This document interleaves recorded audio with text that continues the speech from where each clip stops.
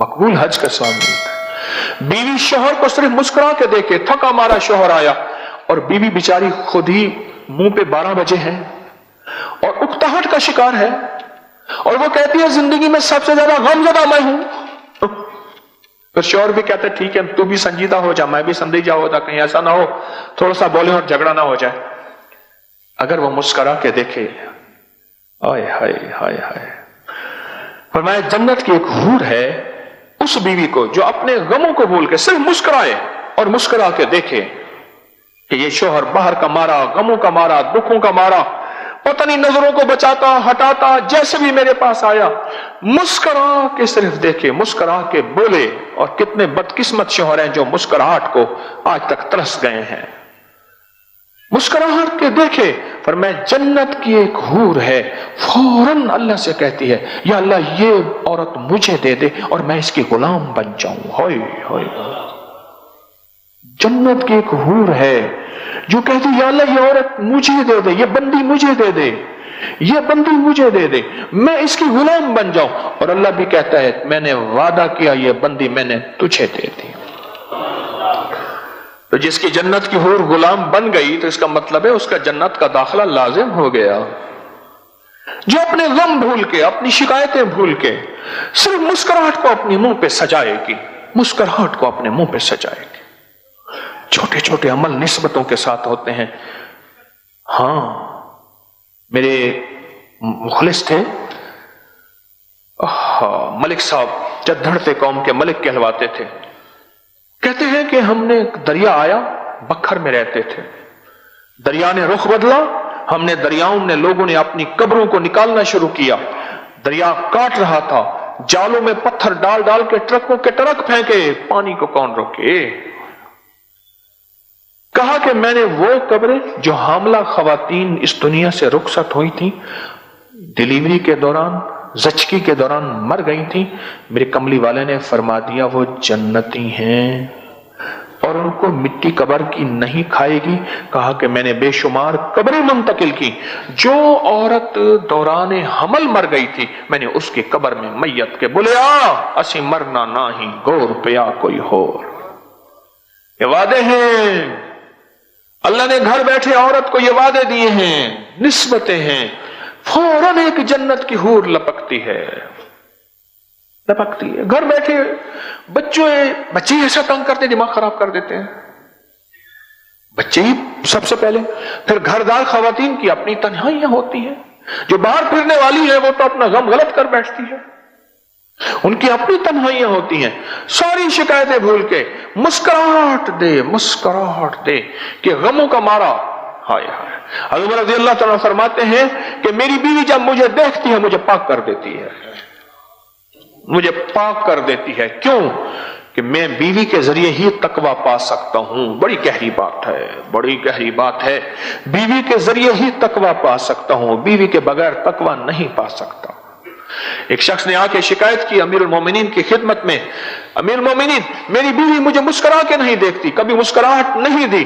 फरमाया अगर मुझे हुक्म होता मैं दूर से उसकी खबर लेता कि वो अपने शोहर को गुनाहों की तरफ, और फरमाया क़यामत के दिन ये पकड़ी हुई होगी और पूछा जाएगा कि बता इस पे जुर्म तेरा था इसका नहीं था। बड़ी बारीक बातें हैं, बड़ी बारीक बातें हैं।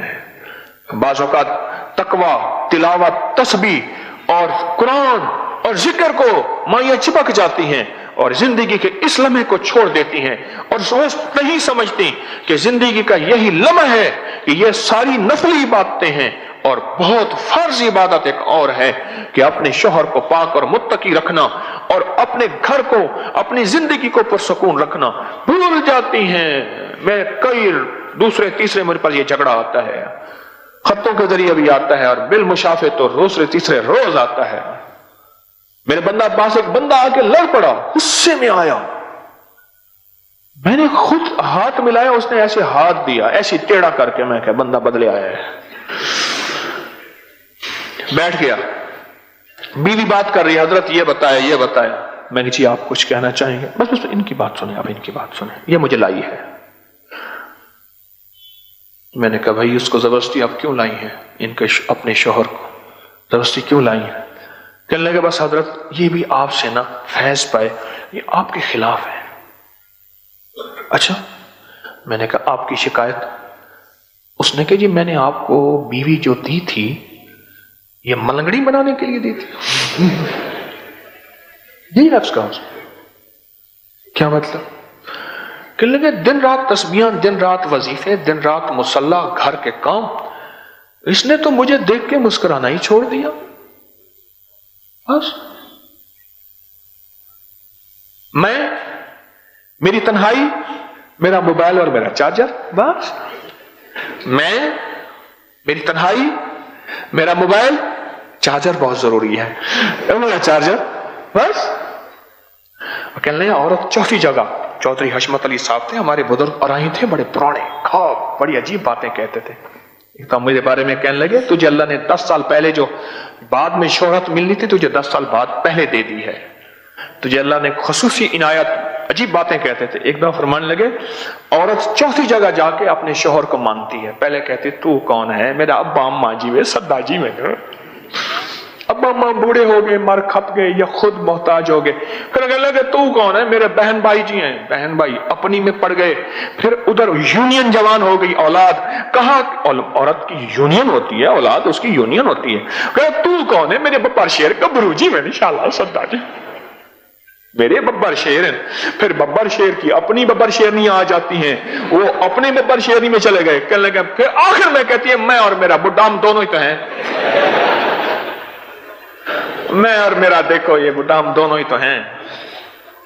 چوہدری صاحب کہتے تھے اللہ ان کے درجے بلند کرے، کہتے تھے چوتھی جگہ جا کے مانتی ہے، اور وہ قسمت والی ہوتی جو پہلے دفعہ کہتے ہیں نا نا نا یہی میرا انتخاب ہے، یہی لاجواب ہے، یہی میرا انتخاب ہے اور یہی لاجواب ہے۔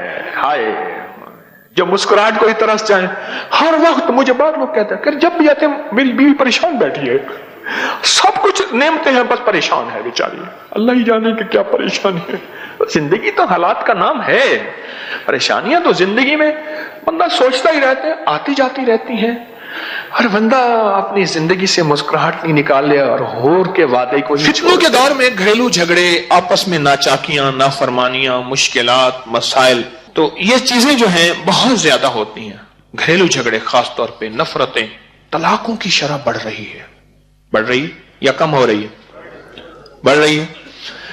اس کے لیے اپنے مشاہدات بتائیں کہ میاں بیوی کی محبت کے لیے اور گھریلو جھگڑوں کو دور کرنے کے لیے بیوی روٹ کے چلی گئی ہے، 3 سال سے اپنے گھر بیٹھی ہوئی ہے، ماں کہتی ہے ہم کھلانے کے لیے بہت ہیں، بھائی کہتے ہیں مقدمات، میں نے ہمارے ایک دوست ہیں ان سے میں نے لاہور کے طلاقوں کا ریکارڈ نکلوایا ہے 2017 کا،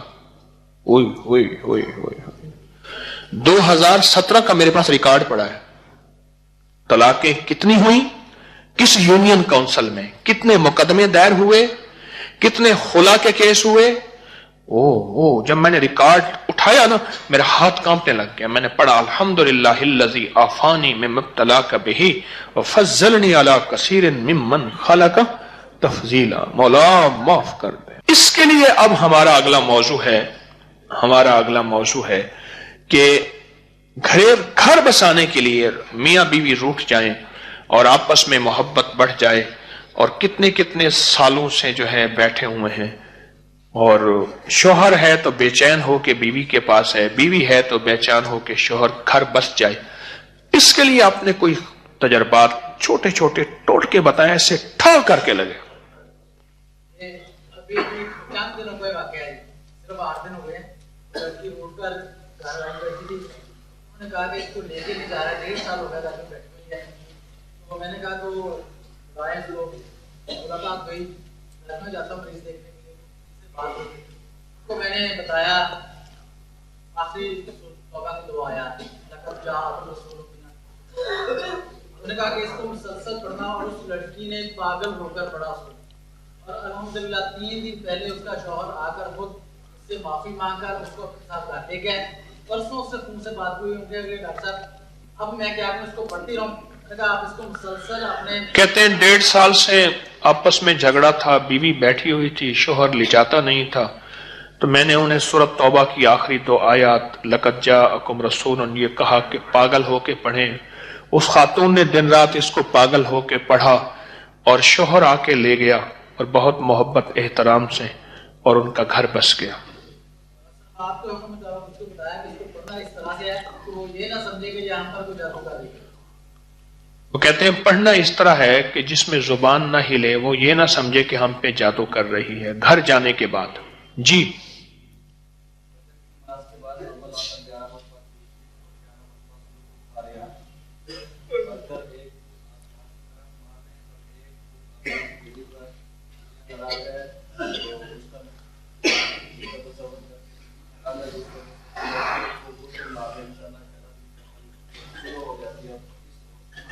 کہتے ہیں کہ فجر کی نماز کے بعد 11 بار سورۃ القاریہ، القاریہ تم القاریہ وما ادراک ما القاریہ، 11 دفعہ اول آخر درود شریف پڑھ کے ایک پھونک مار دیں آسمان کی طرف، دوسری دائیں ہاتھ کی ہتھیلی پہ۔ تصور کس کا؟ بیوی ہے تو شوہر، شوہر ہے تو بیوی۔ یہ فجر کے بعد کرنا ہے عمل، ٹھیک؟ کہنے 11 دن صرف کرنا ہے، پکی محبت ہو جائے گی، آپس میں کبھی جھگڑا نہیں ہوگا، ایسے جدائی نہیں ہوگی، نفرت نہیں ہوگی۔ اچھا اس کا ایک عمل اور بتاتا ہوں، 13 دفعہ کا ہے وہ صرف۔ میں گیا ڈیرہ اسماعیل خان، بڑی پرانی بات ہے، میں وہاں گیا، سخت سردی تھی، بارش ہو رہی تھی، خلیفہ غلام رسول صاحب تھے، ماڑے میں حضرت لاہوری رحمۃ اللہ علیہ کے خلیفہ تھے، ان کی زیارت ہوئی۔ وہاں سے آگے آئے تو ایک صاحب ملے، کہنے لگے کہ جو ہے وہ مدرسہ نامکمل پڑھا ہے، یہاں ایک پٹھان ہے بہت مالدار ہے، کئی دفعہ اس سے کہا ہے تو وہ دیکھتا ہے کبھی وہ چندہ نہیں دیتا، کسی کو چائے تک نہیں پوچھتا۔ تو میں نے کہا پٹھان تو سخی ہوتے ہیں، مہمان نواز ہوتے ہیں، پختون تو۔ اچھا میں نے کہا تم ایسا کرو فجر کے بعد 13 بار سورۃ القاریہ پڑھو، آپ کا 11 بار کا تجربہ ہے۔ میں نے کہا 13 دفعہ سورۃ القاریہ پڑھے اور 13 دن پڑھے، 21 دن پڑھے، 41 دن، معمول بنا لیں۔ انہوں نے کچھ عرصہ کچھ ہفتے پڑھا، ایک دفعہ پٹھان آیا، کہہ رہا یار مولوی صاحب تم یہ مدرسہ بناتا نہیں ہے؟ انہوں نے کہا یار بنائے گا تو پیسے آئے گا، تو ہم لگائے گا نا، تم کتنے بتاؤ، بس ہم لگائے گا۔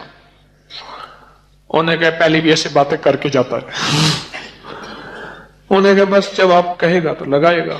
کہنے لگا اس میں کتنی ٹرالی مٹی ڈلے گا، یہ ڈلے گا، اچھا ہو جائے گا۔ کہنے لگا تھوڑی دیر ہوئی ٹرالی والے آ گئے، مٹی ڈالنا شروع ہو گئے، یہ کام ہو گیا۔ پٹھان آتا تھا بس جو ڈبی سے نسوار رکھتا تھا اور پیسے دے کے چلا جاتا تھا، پٹھان تو ایسا ہو گیا کہ بے قرار ہو گیا یارا۔